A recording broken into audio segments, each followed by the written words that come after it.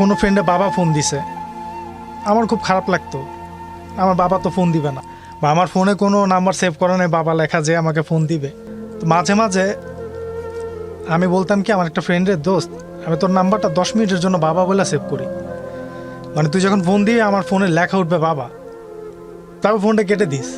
কারণ আমি এই জিনিসগুলো আমি মানে চাইতাম নিজে থেকে, আমার কাছে খুব ভালো লাগতো জিনিসগুলো, যে মনে হয়তো 10 মিনিটের জন্য আসলে আমার বাবা আমার ফোন দিছে। নিজের সাথে নিজে একটা অভিনয় করা, সেভাবে আমি চলছি। আর বাসায় গেলে আমার মার সাথে আমার মা ঠিক মতো কথা বলে না, আমিও তার সাথে ঠিক মতো কথা বলি না। আমার কাছে মনে হতো বারবার যদি আমার মা আমার একটু ডাক দিত, একসাথে আজকে খাইতে বসি। আমার মা মানে আমি যখন অসুস্থ থাকতাম আমি দেখতাম না এসে কখনো আমার গায়ে হাত দিয়ে বলতো যে তোর কি জ্বর আসছে, কখনো বলতো না। আমার জ্বর আসলে আমি নিজে ওষুধ খাইতাম, নিজে ওষুধ নিয়ে এসে খাইতাম। সে তার মতো তার রুমে, আমি আমার রুমে। বাইরে গেলে কখন আমার মা আমার ফোন দিত না যে তুই কি বাসায় আসবি ঠিক মতো, বাসায় আসবে। আমার কাছে মনে হইতো যে আমার নাম্বার সেভ করা আছে, যদি একটা বার ফোন দেয়। একটা ছেলের এক্সপেকটেশন থাকে কিন্তু একটা মার কাছে যে হ্যাঁ আমার মা আমারে ফোন দিবে, আমি আমার মারে ফোন দিব, তুমি ঠিক মতো খাইছো কি না। তার সাথে আমার সম্পর্ক খারাপ হওয়ার পরও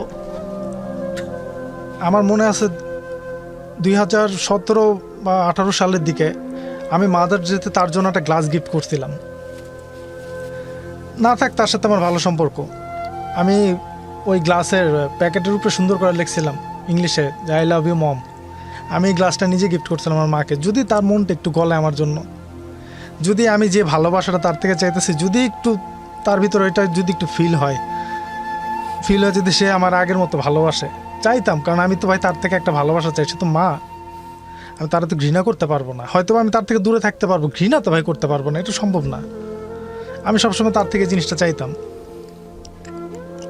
রাতের বেলা ঘরে থাকতাম, বসে থাকতাম, যদি একটা বার ডাক দেয়, ডাক দিত না। সে তার মতো টিভি দেখতেছে, পড়তেছে, মানে ঘরে যা বই পড়তেছে, তার মতো শুয়ে আছে, একটা বার ডাক দিত না, যায় আমার সাথে একটু কথা বল, আমার সাথে বয়, আজকে সারাদিন কি করলি, কই ছিলি। চাইতাম একটা ছেলের সাথে তো শেয়ার করে মা, অনেক কিছু করতো না। সব কিছু তার ওই বড় ছেলেরে ফোন দিত, ওষুধ দিয়া যেত, বাসায় রাখতো। আমার থেকে কোনো জিনিস নাই, এই ওষুধ আমার ধরতে হইব না, দিতে হইব না। আমার সাথে না একটা নেগেটিভ একটা আচরণ করতো। আমি এই জিনিসটা কোনো পছন্দ করতাম না। আরে ভাই তোমার ওষুধ টাকায় দিতেছে, আমি তো অন্যায় করতেছি না। ওষুধটা দিতে গেলে আমারটা আমি নিতেছি না, এইটা করতেছি না। আমার কথা হচ্ছে আমার সাথে কেন এরকম করো ভাই, আমি তো তোমার এত বড় কোনো ক্ষতি করিনি, কেন আমার সাথে কেন করো। আমার তো একটা আশা আছে, আমার তো একটা ইচ্ছা করে যে তুমি আমার সাথে একটু ভালোভাবে কথা বলো। বলতো না। ওই যে বললাম আমার ফ্রেন্ডরা বলতো সবসময় যে তোর মা আরে তাবিজ করছে তোর ভাই, এই কারণে তোর সাথে খারাপ ব্যবহার করে। এটা হচ্ছে ভাই ছেলের সাথে মার সম্পর্ক নষ্ট করে, আর কিছুই না। তো এইভাবে করে আসলে অনেক দিন কেটে যায়, তার থেকে আমি আসলে ভালো কিছু পাই না। বাসা থেকে রাগ করে করে অনেক বাইরে থাকছি, কিন্তু কখনো আমাকে ডাক দিয়ে বলতো না তুই এতদিন কই থাকছ, কই আসো, বলতো না। খারাপ লাগতো অনেক বিষয়।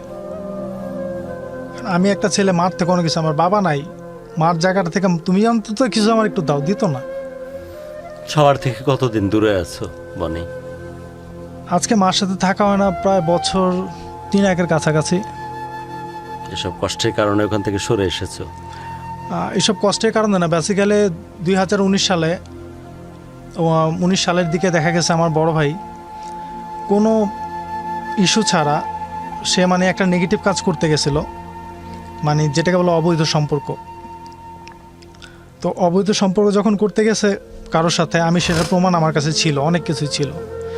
তো সেদিন আমার মাকে আমি বলি যে আম্মা দেখো, আমার অংশটুকু তুমি আমার দিতেছ না, প্রবলেম নাই, কিন্তু আমারটুকু বড় ভাই যে জায়গা নষ্ট করতেছে আমি এটা হইতে দিব না।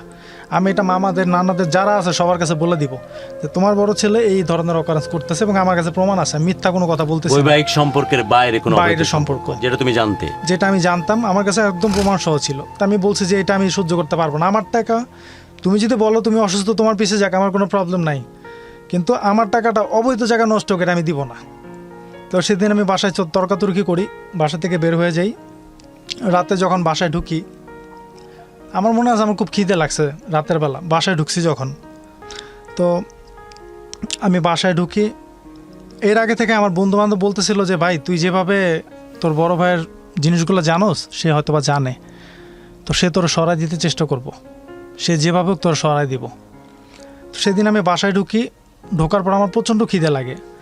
আমি ড্রেসটা চেঞ্জ করতেছি, এর ভিতরে আমার মাকে দেখি একজনের সাথে ফোনে কথা বলতেছে। কিছুক্ষণ পর 3-4 জন লোক ঘরে ঢুকে আমাকে ধরে নিয়ে যায়। তো যখন ধরে নিয়ে যায়, আমি শুধু টেবিলে আম্মার দিকে তাকাইছিলাম আর টেবিলের খাবারের দিকে তাকাইছিলাম যে আমার খাবারটা বাড়া ছিল, আমাকে বাসায় খেতে দেয় নাই। আমাকে ধরে নিয়ে গিয়ে আমাকে ড্রাগ অ্যাডিক্টেড বানায় রিহাবে দিয়ে আসে। যখন রিহাবে নিয়ে যায় আমি বুঝতে পারছি, আমি ডাইরেক্ট ওনাদেরকে বলছি আপনারা রিহাবে নিয়ে যাচ্ছেন এবং কে এটা করছে আমি জানি, সমস্যা নাই, ঠিক আছে। সেখানে দেওয়ার পর আমি যেটা জানি রিহাবের ট্রিটমেন্ট হচ্ছে 4 মান্থ। ফাইন, আমাকে তুমি অ্যাডিক্ট বানাইছো, কোনো সমস্যা নাই, ঠিক আছে, আমার অ্যাডিক্ট বানাই দিছো। আমি সেখানে যাওয়ার পর শুনি আমাকে তারা 5 বছরের জন্য দিয়ে। 5 বছরের জন্য কি মানুষ ভালো হইতে দেয়? এর ভিতর আবার আমার বড় ভাই ওদেরকে বলছে যত রকম মেডিসিন আছে খাওয়ায় যেন আমাকে মেন্টালি সিক বানায় দেওয়া হয় এবং যেটার জন্য যত টাকা লাগে সে দিবে। তো আমি সেখানে যাওয়ার পর আমাকে দেখতে চাইতো না। রিহাব খুব কষ্টের জায়গা, সেখানে আমি 11 মাস ছিলাম। 11 মাস থাকার পর আমি সেখান থেকে পালায় চলে আসি। সেখানে তাদের সাথে আমি একটু ফ্রি হয়ে যাই। তারা আমাকে বলতেছিল যে তোমার ভাই তোমার মা কখনো তোমার নিবে না, তুমি এখানে থেকে যাও ভাই, তারা তোমাকে নিবে না। আর তোমার বড় ভাই তোমার ডাইরেক্টলি বললাম তোমার বড় সম্পত্তির জন্য চাই কি জানো, তুমি মারা যাও, এটা চায়। তো আমি সেখান থেকে তারপর পালায় আসি 11 মাস পর, ঠিক 11 মাস পর আমি সেখান থেকে পালায় আসি। আমি বাসায় যাই নাই, আমার মেজো ভাইয়ের কাছে যাই। আমার মেজো ভাই আমাকে রাখে। তো ওদিকে আবার বড় ভাই ভয় পায় আমি তাকে কোনো কিছু ক্ষতি করি কিনা, সেও বাসায় ছিল না কয়েকদিন। তো তারপরে জানতে পারি যে সে বলতেছে ঠিক আছে সব কিছু সমাধান করবো, বনে যেন আমার কোনো ক্ষতি না করে। ঠিক আছে, আমি কারোর সাথে ক্ষতি করি নাই। আমার মাকে শুধু প্রশ্ন করছিলাম ফোনে, কেন করলা এটা? তোমার বাসায় যে আমি থাকতাম আমার কি কখনো দেখছো আমি অ্যাডিকশনে কিছু পাইছো? কিচ্ছু পাও নাই, আমার কেন করলা এটা? মানে কারণটা কি এভাবে করে যে আমার কষ্ট দিলা? কারণটা কি? আমি তোমার কি ক্ষতি করছিলাম? আমার এইভাবে ফালাই রেখে আসছো একটা জায়গায়, ফালাই দিছো, ওখানে কত কষ্ট এটা তো তোমার কোনো আইডিয়া না, জেলের থেকে বেশি কষ্ট ওইখানে। আমি তারপরও কাটাইছি 11টা মাস মুখের কথা না। আমি খিদের জ্বালায় ওখানে পেশেন্টের ফ্রিজের মিষ্টি চুরি পর্যন্ত করে বাথরুমে যাই লুকায় খাইছি, খিদের জ্বালা। আমি তো মানুষ, খিদে লাগে, তেমনও সময় গেছে। তো ওইখান থেকে আমি আসার পর বাসায় আর উঠি নাই। তখন আন্টিরা বলল যে আম্মাকে অনেক রাগারাগি করলো যে আপনার কাজটা খুব খারাপ করছিলেন, আপনার আসলে খারাপ কাজ করতেন, কেন করলেন? ঠিক আছে ভাই, ছেলে যখন আপনার দরকার নাই ওর মতো আলাদা থাক, শুধু আপনারা খরচটু করে দিয়ে দিন। তো তখন বলে ঠিক আছে তাহলে ওরা একটা খরচ দিয়ে দিবে, কিন্তু ওর বাসায় আসার দরকার নাই। আমি আম্মার সাথে তারপর বলছি আমি তারপরও তোমার সাথে থাকতে রাজি আছি, আমার কোনো টাকা পয়সা দরকার নাই, আমি তোমার সাথে থাকতে রাজি আছি, কিন্তু আমিও তো একটা মানুষ, আমার মায়েরা ভালো না। তুমি আর তোমার ছেলেমেয়েরা যে কাজটা করছো এটা করো না ভাই, আমিও মানুষ, আমারও তো খারাপ লাগে ভাই, আমার শরীরেও যদি কেউ আঘাত করে সেটা আমি কষ্ট পাই। এইগুলো বলার পর তারপরও সে বলছে যে তোর বাসায় আসার দরকার নাই, তুই যেখানে আসো ওখানে থাক, যেমনে বাঁচার ওখানে অমনে বাঁচ, টাকা দেওয়ার প্রয়োজন মনে করতেছি টাকা দিতেছি, অমনে করে চল, তোর বাসায় আসতে হবো না।